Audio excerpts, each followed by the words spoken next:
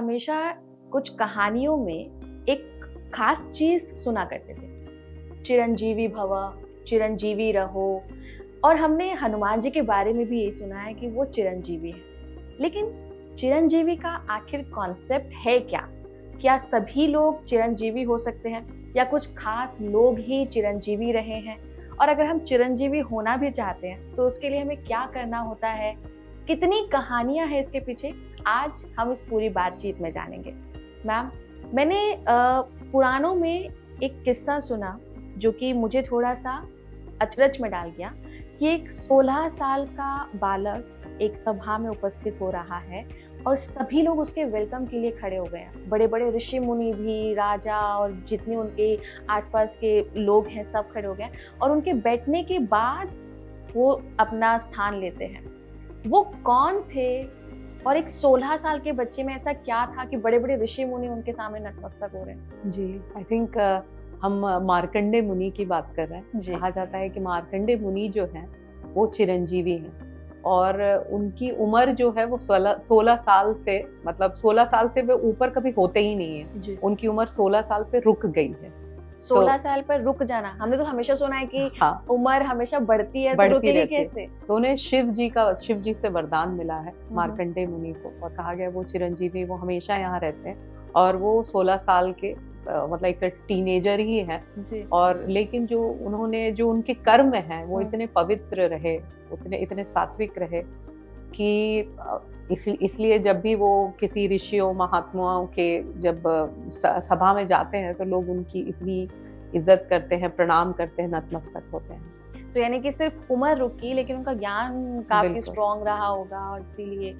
तो आपने इस पर शायद एक किताब भी लिखी है, द बॉय हु रिमेन्ड 16। तो क्या ये उसी पूरे किस्से को जी, समझा रहा है? ये मैं एक्चुअली मार्कंडे मुनि की जो का नाम है उसको जब भी मैं कभी रिसर्च कर रही होती पुराणों में या महाभारत में, हर जगह मार्कंडे मुनि का मतलब जी, जब जिक्र नाम है बहुत जगह है। जी। जिक्र है, तो मुझे ऐसा लगता था कि हर जगह प्रेजेंट है। तब मुझे बड़ी क्यूरियोसिटी हुई और मैंने मार्कंडे मुनि के ऊपर पर्टिकुलर रिसर्च करना शुरू किया और मैंने देखा कि ये तो बड़ी ही इंटरेस्टिंग कहानी है। और ये किस तरह से, इसलिए इसका नाम भी द बॉय हु रिमेन्ड 16, जिनकी उम्र ही नहीं बढ़ती है, 16 साल की रहती है। तो ये कथा जो है इसको बच्चों के लिए बहुत ही सिंप्लीफाइड वर्जन करके और बहुत ही इंटरेस्टिंग कहानियों के साथ हमने दर्शाया। तो मैम, ये तो बहुत ही इंटरेस्टिंग स्टोरी लग रही है क्योंकि हमने हमेशा सुना है कि अमरत्व का वरदान काफी लोगों को मिला है, लेकिन कहीं उम्र का रुक जाना लेकिन उनका जीवित रहना एक बहुत इंटरेस्टिंग किस्सा है, उसको जानना चाहूंगी। हाँ डिम्पिका, मार्कंडे मुनि का जो उल्लेख है ना, मार्कंडे मुनि का जो नाम है, आप बहुत जब पुराण पढ़ेंगे, महाभारत पढ़ेंगे तो हर जगह उनका नाम आता है। जी। तो I was also very curious, मुझे भी लगा कि ये मार्कंडे मुनि आखिर है कौन। हर मतलब कभी कोई भी पुराण पढ़ो तो उनका नाम आता है। तो तब हमने थोड़ा सा रिसर्च किया और बहुत ही इंटरेस्टिंग कहानी आई कि ये 16 साल के ही थे, इनकी उम्र कभी बढ़ी नहीं, बहुत ही यंग ऋषि थे। और जब पढ़ने लगी तो कहानी ऐसी है कि एक मृकुंडु ऋषि थे और निसंतान थे, उनको कोई संतान नहीं थी और दोनों पति पत्नी बहुत दुखी रहते थे। तो उस दुख में, और वो बहुत शंकर भगवान के उपासक थे। और नारद मुनि एक बार आए और उनको कहा कि आप शंकर जी से, भगवान शंकर की आप इतनी उपासना करते हैं, आप उनसे ही मांगिए, मतलब संतान आपको चाहिए, क्योंकि प्रारब्ध में इस लाइफ में आपको कोई संतान है नहीं। अच्छा। लेकिन देने वाले शंकर जी हैं जो प्रारब्ध को भी बदल सकते हैं। इम्पॉसिबल को पॉसिबल कर सकते हैं। हाँ, भगवान शिव की शक्ति है, वो कर सकते हैं। And they started like appeasing lord Shiva और उनकी पूजा की। और जब भगवान शिव आए तो उन्होंने कहा भाई 2 ऑप्शन मैं दे सकता हूँ आप लोगों को। तो एक ऑप्शन है कि या तो एक कोई मूढ़ बच्चा होगा और उसकी जो उम्र है वो बड़ी लंबी होगी, और दूसरा जो है वो जो बच्चा है वो ज्ञानी तो होगा लेकिन उसकी जो मृत्यु है वो 16 साल में हो जाएगी। अच्छा। और क्योंकि मृकुंडु ऋषि खुद ही बहुत ज्ञानी थे, बहुत काम किया था, बहुत ग्रंथों को लिखा था, तो वो चाहते थे कि भाई जो पुत्र हो ज्ञानी तो हो कम से कम, है ना। तो उन्होंने चूज किया सेकंड ऑप्शन। अब समय बीता, जो बच्चा था उसका नाम उन्होंने मार्कंडे रखा, और वो समय बीतते बीतते अब ऐसा समय आ गया कि भाई उसका नेक्स्ट 16वां जन्मदिन है। तो दोनों माता पिता बहुत डर रहे हैं, बहुत भयभीत हैं कि अब बच्चा मतलब किसी भी समय जा सकता है। और मार्कंडे मुनि को ये बात नहीं पता है कि मतलब ऐसी कोई मतलब सिचुएशन है कि मेरी मृत्यु हो जाएगी। वो अपना नॉर्मल लाइफ जी रहे हैं, खुश हैं, अपना पढ़ रहे हैं, लिख रहे हैं, और तब उन्हें पता चलता है कि ऐसा ऐसा है, और वो छुप के सुन लेते हैं। और कहा जाता है कि वो बचपन से अपने माता पिता से ही उन्होंने शिव की आराधना बहुत, मतलब शिव भक्त होते हैं वो। अच्छा। तो वो जाकर शिवलिंग को पकड़कर वो रोने लगते हैं कि मुझे मरना नहीं है। जैसे किसी को भी अगर ये पता चले कि भाई तुम्हें कल मरना है, तो उसको कैसा लगेगा, बहुत ही भयभीत हो जाएंगे हम, किसी को जाने का मन नहीं करता है। तो बिल्कुल उसी तरह से मार्कंडे मुनि जो है वो शिवलिंग के पास जाके रोने लगते कि मुझे मृत्यु नहीं चाहिए, मुझे मरना नहीं है, मैं अपने माँ बाप को छोड़ के जाना नहीं चाहता। तो जब वो रोने लगते हैं तो कहा जाता है कि रोते रोते समय हो जाता है, मृत्यु का समय आ जाता है, और उनकी जो इंटेंसिटी होती है वो अपने आप को, जैसे जिसको बोलते हैं शरीर भाव को भूल जाते हैं, और ना वो एकदम शिव में डूब जाते हैं, इतना डूब जाते हैं कि जब यमराज आते हैं तो यमराज के दूत आते हैं तो वो बोलते हैं कि चलो अब हमारे साथ तुम्हारा समय हो गया, लेकिन वो सुन भी नहीं रहे होते हैं क्योंकि वो इतने तल्लीन होते हैं, शिवलिंग को पकड़ा रहता है ऐसे करके ना, और वो इतने तल्लीन रहते हैं कि वो जो दूत है वो उनको उठा नहीं पा रहे होते क्योंकि वो शिवलिंग को उन्होंने पकड़ा होता है। जी। तो वो अपने यमराज आते हैं, अब यमराज भी मतलब बुलाते हैं उसको कि सुनाई नहीं दे रहा है तुम्हें, तुम ये नहीं सोचो कि हम तुम्हें ले नहीं जा सकते, और वो अपना, जिसको पाश कहते हैं, जो एक रस्सी जो होती है, कहा जाता है यमराज के पास एक रस्सी है, तो वो रस्सी को बड़े जोर से मारते हैं इसको खींचने के लिए, मार्कंडे जी को खींचने के लिए, और रस्सी जो है गलती से शिवलिंग फंस जाता है उसमें। अच्छा। और जब वो खींचते हैं तो जो महादेव है उसमें एकदम बहुत जोर से गर्जन होती है, और महादेव जो है वो निकलते हैं और अपने मतलब दृष्टि से ही वो यमराज को जला के भस्म कर देते हैं। और ये भक्त को बोलते हैं कि मतलब तुम बिल्कुल मत डरो, आज से मतलब तुम्हारी उम्र बढ़ेगी नहीं, क्योंकि मैंने वरदान दिया था कि तुम 16 साल के बाद मर जाओगे, लेकिन अब मैं ही हूँ उस वरदान को रोकने का, तो क्योंकि मैंने ही दिया है तो उसको रोक यही सकते हैं कि इसके बाद तुम्हारी उम्र नहीं बढ़ेगी। हाँ, ना उम्र बढ़ेगी ना आपकी मृत्यु का टाइम आएगा। And that's how he becomes चिरंजीवी। ओह, तो फिर वो हमेशा ही रहते हैं। हर युग में वो रहते हैं। काफी इंटरेस्टिंग स्टोरी है। लेकिन आप ही के किस्से में जैसे आपने बोला कि हर इंसान मरना नहीं चाहता है, हर इंसान को मृत्यु से डर लगता है जी। आज ये पॉसिबल नहीं है कि भगवान शिव आए और किसी को ये वरदान देके जाएं कि आप तो अमर हैं, अब आपकी उम्र नहीं बढ़ेगी, लेकिन मृत्यु का भय हम मनुष्यों को आज भी बना हुआ है। इस भय को कम कैसे किया जा सकता है? क्या ऐसा कोई उपाय है या ऐसा कोई तरीका है कि हम अपने डर को खत्म कर दें और अपने जीवन को बिना डर के पूरी तरीके से जिएं? जी, इसी में जो मार्कंडे मुनि है, कहा जाता है कि जब वो एकदम शिवलिंग को पकड़ के वो एकदम देह भान को भूल कर वो एकदम तल्लीन हो जाते हैं शिव जी का नाम लेने के लिए, तब उनके मुख से कहा जाता है कि महामृत्युंजय जो मंत्र है वो निकलता है। कहा जाता है आज के युग में भी महामृत्युंजय जो है वो मृत्यु के भय को दूर कर सकता है। वो कैसे हो सकता है? एक मंत्र मृत्यु के भय जी, ये मंत्र जो है ओम त्र्यंबकम यजामहे सुगंधिम पुष्टिवर्धनम उर्वारुकमिव बंधनात् मृत्योर मोक्षिर मामृतात्। तो ओम त्र्यंबकम, त्र्यंबकम मतलब जो जिनकी 3 आंखें हैं, जो शिव जी को याद करते हुए उन्होंने कहा कि आपकी तो 2 आंखें नहीं, तीसरी आंखें भी, 3 आंखें हैं, और यजामहम मतलब मैं आपको पूज रहा हूँ, हे शिव, हे महादेव, मैं आपको प्रार्थना कर रहा हूँ, आपको पूज रहा हूँ, और यजामहिम और सुगंधिम पुष्टिवर्धनम मतलब आपके प्रेजेंस से ये पूरा संसार जो है वो सुगंधित हो रहा है ना, और सुगंधित हो रहा, और आप पोषित करने वाले हैं, आप सबका ख्याल रखने वाले हैं। तो मृत्यु जो है मुझे मोक्ष तक लेकर जाइए। मतलब क्या? मोक्ष तक तो हे शिव जी मुझे मोक्ष तक लेकर जाइए, और मेरी मतलब मैं ऐसे टूटूं जैसे एक पकी हुई ककड़ी टूटती है, अपने डाल से टूटती है। क्या मतलब हुआ कि एक होता बस जबरदस्ती खींच के लेकर चले गए, किसी को मरने का मन नहीं है, खींच के लेकर गए, और एक है जिसने सब कुछ देख लिया, समझ लिया, तो ककड़ी जैसे पक के खुद ही टूट जाती है। यानी अपने समय के पूरा होने पर आपने जीवन ऐसे जिया, इतने तरीके से जिया, आपने सब अपने कर्म अच्छे से निभाए कि अब आपको जाने का कोई भय नहीं है ना। आप अपने मुक्ति को, आपका कोई सारे बंधन टूट गए, आपके सारे मोह के बंधन टूट गए, सारे आपके अंदर कोई कामनाएं नहीं, कोई डिजायर नहीं। तो जिस तरह से ककड़ी खुद ही पक के टूट जाती है, तो हे शिव जी मुझे भी वैसे मुक्ति चाहिए, मुझे भी मैं बंधनों से मुक्त हो जाऊं और मैं अपने आप छूट जाए मुझसे। एक होता है छोड़ना और एक जी। होता है छूटना, जी, दोनों खुद में से ही अंतर। डिटैचमेंट फील हाँ, करना ना। और एक होता है जबरदस्ती आपको कोई बिल्कुल। छुड़वा रहा है कि भाई छोड़ के चलो, अब तुम्हारी टाइम हो गया। और एक होता है वो रहते रहते आपने सब कुछ देख लिया, सब कुछ कर लिया, आपकी कामनाएं खत्म हो गई, आपके अंदर कोई बंधन नहीं, कोई मोह नहीं, तो आप मुक्त हो जाते हो। तो अभी तक तो हम ऐसा सुनते आते हैं कि महामृत्युंजय मंत्र का जाप करने से आपकी उम्र बढ़ती है, आप मृत्यु को कुछ समय के लिए डिले कर सकते हैं। लेकिन अभी जो आपने मतलब उसका एग्जैक्ट समझाया कि आप डिटैचमेंट को काइंड ऑफ रिक्वेस्ट कर रहे हैं कि आपका जब समय आए तो आप इजीली डिटैच हो पाए अपने इस जन्म से, इस जन्म मरण के फेर से। हाँ, मतलब क्योंकि सबसे अभी जैसे रोजमर्रा में जब हम महामृत्युंजय मंत्र पढ़ रहे हैं या कर, तो जनरली हम सुनेंगे कोई बीमार है, किसी की तबीयत खराब है, तो हम कहते हैं महामृत्युंजय का जाप करो। तो एक तो वो भय से आपको, वो शिव जी की आराधना है, क्योंकि शिव ही है जो अंत, जो जो डिस्ट्रक्शन के भगवान है, गॉड है ना, एंड करने की बात है। तो आप शिव की आराधना करते कि भाई मतलब अभी रुक जाओ थोड़ा, 20 साल बाद, 25 साल बाद मुझे जीने दो उसके बाद। तो वो तो एक भय को दूर करने की बात है। लेकिन जो असली महामृत्युंजय का मंत्र है, उसका मतलब ये है कि मैं जाऊं तो ऐसा ना लगे कि मुझे किसी को खींच के लेके जाना, मैं मुक्ति को प्राप्त हूँ, फिर वापस ना आऊं। जी जी, है ना, तो ये आवागमन छूट जाए।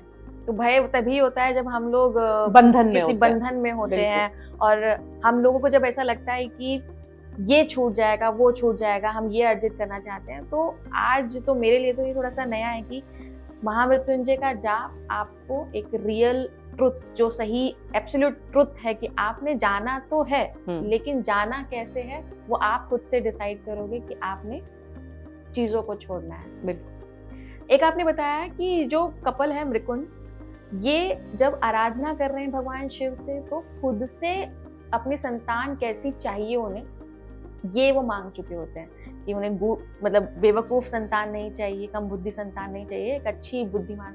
तो इज इट पॉसिबल कि जो दंपत्ति है वो अपनी संतान का खुद चॉइस कर सकते हैं? बिल्कुल बिल्कुल। पहले हमारे सनातन में इस तरह के संस्कार होते थे, जिसको गर्भधारण संस्कार कहा जाता है। मतलब धारण से पहले, मतलब जब एक लड़की या जो एक लेडी, युवती प्रेग्नेंट होने के पहले जो कपल है वो कैसा जीवन होना चाहिए, और वो उस जीवन को कैसे मंत्र जाप करे, कैसा मतलब पूरी प्रेपरेशन जिसको कहते हैं। अच्छा। तो वो एक संस्कार है, वो प्रेपरेशन की, अगर उस प्रेपरेशन से आप चलिए तो उस तरह की संतान आपको प्राप्त होगी। तो ये बहुत इंपॉर्टेंट, हमारे सनातन में तो ये बहुत ही इंपॉर्टेंट चीज है। काफी इंटरेस्टिंग भी है। हाँ, बहुत इंटरेस्टिंग, क्योंकि आप क्योंकि एक संतान आपके जीवन को बदल के रख सकती है। मतलब अगर वो दुष्ट संतान पैदा हुई तो आप समझिए कि आपका पूरा जीवन, सोचिए बचपन से लेके वो जब तक बड़ा है, फिर उसके बाद, तो समझिए कि आपका पूरा जीवन जो है वो उलट पुलट कर सकता है। लेकिन एक ऐसी संतान जो माँ बाप को जो है और भी ऊंचे पेडेस्टल पर पहुंचा दे, तो वो कितना, मतलब कहा जाता है ना कि भाई वैसी संतान अगर हो तो माँ बाप भी धन्य हो जाते हैं, समाज धन्य हो जाता है, देश धन्य हो जाता है। तो उस वैसी संतान, अगर आप शराब पी के अगर दो कपल साथ आएंगे तो वो संतान कैसी होगी? या आप गैम्बलिंग कर रहे हैं, गाली दे रहे हैं, एब्यूसिव है, उस सिचुएशन में अगर कोई औरत जो है वो प्रेग्नेंट होती है तो सोचिए कैसी संतान पैदा होगी। या जब जिस माहौल में वो प्रेग्नेंट है और घर का माहौल जो है वो बहुत ही नकारात्मक है, तो कैसी संतान होगी, वो क्या उसके अंदर जा रहा है, क्या पोषण हो रहा है। तो ये सारी चीजें डिफाइन करती हैं कि कैसी संतान जो है उस कपल को होगी। तो मतलब जैसा आपको फल चाहिए, पहले वैसा आपको आचरण करना पड़ेगा। बिल्कुल। सो दैट कि आप जैसा चाहते हैं वो आपके संतान बनकर आपके सामने। बिल्कुल। गर्भधारण, पुंसवान, ये सारे संस्कार जो है हमारे सनातन में दिए हुए हैं कि एक बच्चा कैसे आए, जब आ जाए तो 6 महीने पे क्या हो, 9 महीने पे क्या हो, जब 6 साल पे क्या हो, 13 साल पे क्या हो, ऐसे करके बहुत सारे संस्कार हमारे सनातन में दिया है। यानी कि वो कहावत सच हो सकती है कि आप अपना भविष्य खुद बना सकते हैं। बिल्कुल। अपने बच्चों का कैसे क्रिएट करना है, आपको बच्चों की क्या नॉलेज होनी चाहिए, क्या आचरण होना चाहिए, ये सब आप कर सकते हैं। मुझे ना बहुत इंटरेस्टिंग और रोंगटे खड़े करने वाला वो दृश्य लगा जब आप बता रहे थे कि जब मार्कंडे को ये पता चलता है कि अब ये उनका आखिरी समय है और वो जीना चाहते हैं, हम सबकी तरह ही अपनी मृत्यु से वो थोड़ा सा भयभीत हुए और उन्होंने शिवलिंग को जकड़ लिया। एक विश्वास रहा होगा उनका, क्योंकि उनको ये लगा होगा कि भगवान शिव उनकी आराधना को सुन लेंगे और मान भी लेंगे। तो इसी तरीके का विश्वास हमें भी कई बार रहता है कि हम कुछ चीज़ों का प्लान करते हैं और हम चाहते हैं कि ऐसा हो जाए। बच्चों के साथ भी होता है। तो ये जो विश्वास है, किसी पर फेथ करने वाला चीज़ है, वो चाइल्ड साइकोलॉजी पर किस तरीके से असर करता है? जो श्रद्धा है वही भगवान है। अगर किसी बच्चे के अंदर हम इस श्रद्धा को जिसको कहते हैं कि सीड जो है, बीज अगर हम रोपित कर पाए किसी बच्चे के हृदय में, तो वो बहुत ही बहादुर बच्चा होगा। ठीक है, क्योंकि हम जो मनुष्य हैं, हम अपने जीवन में अलग अलग चीज़ों पे डिपेंडेंट होते हैं। हम कैसे, मतलब अब मैं अपने शरीर पे डिपेंडेंट हूँ, या मैं अपने फिक्स डिपॉजिट पे, पैसे पे, या परिवार पे, पति पत्नी पे, भाई बहन पे। लेकिन एक हम इन सब चीज़ों से एक ऐसी ताकत है जो इन सबसे बड़ी है, जो अदृश्य सत्ता है, जो भगवान जिसको हम कहते हैं। और वो उसमें ही मतलब सारी शक्तियाँ जो हैं, वहीं से हम सब वो शक्ति पा रहे हैं। You know that God is giving us all powers. लेकिन हम छोटी छोटी चीज़ों पे, जिसको कहते हैं कि अब जैसे कोई टेबल पे मैंने अपने इसको अड़ाया, अपने हाथों को अड़ा के मैं खड़े होने चाहती हूँ, लेकिन अगर वो टेबल हिलने वाला है तो मैं किसी समय भी गिर सकती हूँ। तो ये मेरी पैसे, मेरे रिलेशंस, मेरा ये शरीर, मेरी बुद्धि किसी समय भी आपको धोखा दे सकता है ना? दे सकते हैं कि नहीं? किसी समय भी आपको चोट लग सकती है, आपका शरीर मेंटली आपको कभी भी कुछ हो सकता है। कोई भी बीमारी, कुछ भी, रिलेशनशिप्स, कोई कभी, आज तो ऐसे ऐसे रिलेशनशिप हैं जो धोखा दे रहे हैं, भाई बहन, माँ बाप, पति पत्नी, सब जगह में कलयुग में हम देख रहे हैं कि किसी ना किसी तरह का क्लेश चल रहा है। तो अगर आप बच्चे को ये समझा सके कि ये सारी चीजों पे डिपेंडेंट नहीं होना है, ये सब हैं, they are caretakers, love them, appreciate them, respect them, but जो अल्टीमेट चीज है जिसके ऊपर आपको डिपेंडेंट होना है, वो ये जो ब्रह्मांडीय सत्ता है, उसको आप किसी भी स्वरूप में बोल सकते हैं। आप उसको, अगर उस बच्चे के अंदर आपने हनुमान की भक्ति रख दी, तो भगवान को वो हनुमान के स्वरूप में देख रहा है। आपने शिव जी के नाम पे उसको कह दिया कि यही भगवान है तुम्हारे लिए, और वो श्रद्धा उसके अंदर अटूट है कि यही भगवान है, कोई भी प्रॉब्लम होगा यही मेरी मदद करेंगे। तो वो शक्ति इतनी, जिसको बोलते प्रखर है, इतनी महान है कि वो बच्चे के अंदर अगर 100% जिसको कहते हैं कि अगर फेथ है कि मुझे कुछ होगा तो ये मुझे मेरी मदद करने आएंगे, तो वो एक्चुअली होती है, वो चीज़ होगी। और वो हर जगह है। मतलब अगर मैं यूएस चली जाऊं, अगर मैं फॉर एग्जांपल मेरा बच्चा यूएस चले जाए और कोई प्रॉब्लम आए, तो मम्मी कितनी बार दौड़ के जा सकती है? उसको प्लेन पकड़ लेना पड़ेगा, वहां तक जाना पड़ेगा, तभी वो। लेकिन वो शक्ति जो है, जो अदृश्य शक्ति है, वो हर जगह है, हर जगह वो मौजूद है। उसको बुलाने के लिए आपको कहीं ट्रैवल करने की जरूरत नहीं है। आप घर में बैठो, बाजार में रहो, कहीं घूम रहे हो, कोई कहीं पे भी हो, वो शक्ति आपके काम आ सकती है। तो अगर उस शक्ति की जो, जिसको फेथ, जो आपने कहा श्रद्धा, उस शक्ति में अगर हम बच्चे की श्रद्धा डालते हैं, तो वो दिस इज अमेजिंग। इससे ज्यादा, जिसको कहते हैं कि अगर कोई बच्चे के अंदर आपने ये डाल दिया ना, तो उसके बाद से फिर आपको उसको बहुत ज्यादा कुछ सिखाने की जरूरत नहीं है। फिर वो मतलब वो फुली इंडिपेंडेंट बच्चा है। इसको फ्रीडम कहता है। अब वो दुनिया की चीजों पे डिपेंडेंट ही नहीं है कि मुझे पैसा खुश करेगा, मुझे गाड़ी खुश करेगी, मुझे नाम खुश करेगा। उसको पता है कि डिपेंडेंट होना है तो किस पे होना है। पर विश्वास और अंधविश्वास में बराबर एक फर्क होता है। उसको कैसे पहचानेंगे? बच्चा ये कैसे पहचाने, या जब वो बच्चा बड़ा हो रहा है इस विश्वास के साथ कि हाँ, ये अभी जो उसको पैसा, धन दौलत, घर, बड़ा घर, गाड़ी, ये सब दिख रहा है, ये तो टेम्पररी है, इससे आगे बढ़ना है। लेकिन कभी कभी हमने देखा है कि वो अंधविश्वास की तरफ लोग बढ़ जाते हैं। कुछ लोग, हम सामने भी बहुत सारे एक से एग्जाम्पल है। वहाँ कैसे रुकना है अपने को? बहुत सही तरीके से बच्चे के अंदर श्रद्धा को डेवलप करना है। और बहुत ज्यादा, मतलब अगर हम रिचुअल्स और ये सारी चीजें सिखा सकते हैं बच्चे को, लेकिन मतलब बहुत ज्यादा कंफ्यूज नहीं करना है। उसको कहना है कि बस एक ही सुपर पावर है, उसका कोई फॉर्म नहीं है, वो फॉर्मलेस है। तो कोई उसको नानक कहता है, कोई उसको शिव जी कहता है, कोई उसको कृष्ण जी कहता है। तो वो कोई भी स्वरूप ले सकता है। तो आप अपना फेवरेट स्वरूप को चूज करके और उसमें आप उसको एकदम केंद्रित कर सकते हैं। और ये सारी चीजें अभ्यास की बात है। मतलब बच्चा जो है वो माँ पर पूरी तरह से श्रद्धा रखता है, उसको पता है कि मुझे चोट लगेगी तो मम्मी है, मुझे भूख लगेगी तो मम्मी है, सुलाने के लिए मम्मी है, खिलाने के लिए मम्मी है। तो वो श्रद्धा है, उसको फेथ है कि मेरी मम्मी है।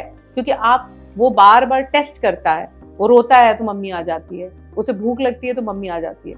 तो ये कैसे टेस्ट, वो धीरे जैसे से बड़ा हो रहा है, वो अभ्यास हो रही है, उसको एक्सपीरियंस हो रहा है, और इसलिए वो मम्मी को बहुत पसंद करता है, क्योंकि वो मम्मी उसकी फेवरेट है, क्योंकि जब भी उसको जरूरत पड़ी मम्मी इज प्रेजेंट, है ना। उसी तरह से जब आपने उस श्रद्धा को उसके दिल में रखा, उसके हृदय में रखा, तो वो उसको टेस्ट करेगा कि जहां मम्मी नहीं है, मम्मी ने कहा कि भगवान को याद करो, अब वो करता है, वो देखता है कि काम बन गया। फिर कभी कुछ ऐसे काम आता है, फिर वो याद करता है भगवान को, फिर देखता है काम बन गया। और ऐसे करते करते करते वो अभ्यास से वो समझ जाता है कि ये कोई बड़ी चीज है, जहाँ पे मम्मी पापा भी प्रेजेंट नहीं है, वहां पे ईश्वर है। और इसके साथ ये भी हो सकता है कि जब आप अपने बच्चे को किसी चीज में विश्वास दिला रहे हैं, तो उसके लिए ना सिर्फ आपके बच्चे को प्रैक्टिस करनी है, बल्कि आपको भी सेम चीज़ पर प्रैक्टिस करनी है। क्योंकि हमने देखा है कि आप जितना चीज़ों में विश्वास रखेंगे, जितना अच्छे से आप उसको प्रैक्टिस करेंगे, वही सेम चीज़ बच्चा भी सीखेगा, और बच्चा फिर इसको मल्टीप्लाई करना शुरू करेगा। तो पेरेंट्स का आचरण भी अच्छा होना चाहिए। वो जिस चीज़ पर विश्वास दिलवाना चाहते हैं अपने बच्चे को, आपका भी विश्वास उस पर होना चाहिए, और उसका प्रैक्टिस डेली बेसिस पर आपको भी करना होगा, ताकि आपका बच्चा सीख सके। अश्वत्था ट्री में हम हमेशा जब भी बातचीत करते हैं, इसी तरह का नया ज्ञान, नई नॉलेज और नई प्रैक्टिसेस को हम लोग आपके साथ शेयर करते हैं, ताकि आप और हम मिलकर इस समाज को और बेहतर बनाने की तरफ आगे बढ़ें। अगले एपिसोड में एक नई किताब, एक नए ज्ञान के साथ आपसे रूबरू होंगे। तब तक के लिए मुझे दीजिए इजाजत। नमस्कार।